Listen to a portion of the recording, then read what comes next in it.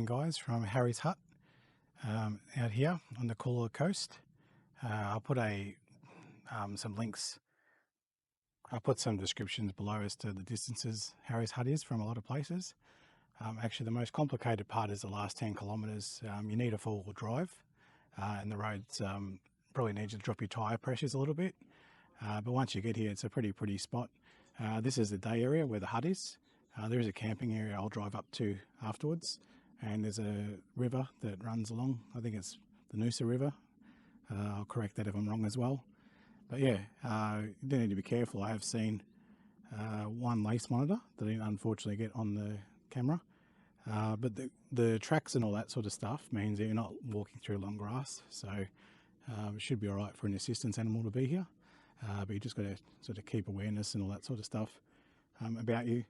All right, so yeah, I'll show you some footage of the hut, and we'll put the drone up as well for an overview. All right, and then we'll move on to the next stop.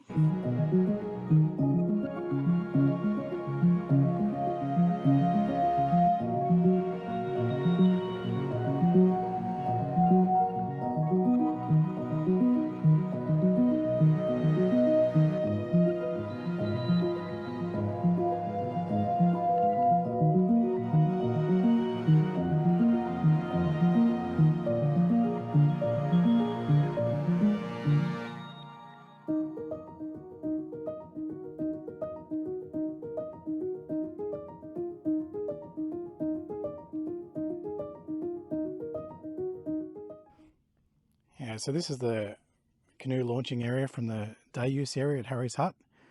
We're on a bit of a time crunch at the moment, so I'm just rushing through this a little bit. The main thing to see is just the hut itself, which has a similar view of the river here.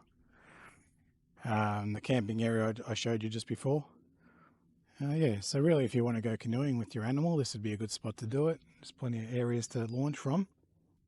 Car park's fine. Did see one ranger in the car, but he didn't actually stop to pull us up, so he must have assumed that we have an assistance animal.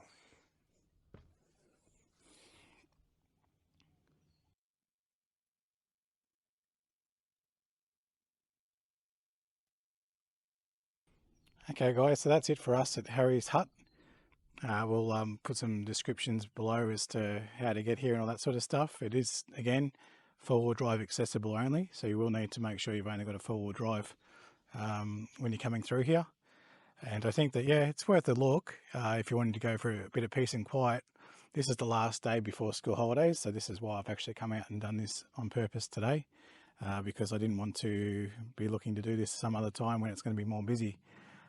So yeah, this is I think, what are we in, June 2024, so yeah, if you're going to come, it's a good time of year it looks like to come. Everything's a bit dry around here, so again with a four-wheel drive the tracks could be a bit slippery in wet weather, but yeah, I recommend it's good for a view.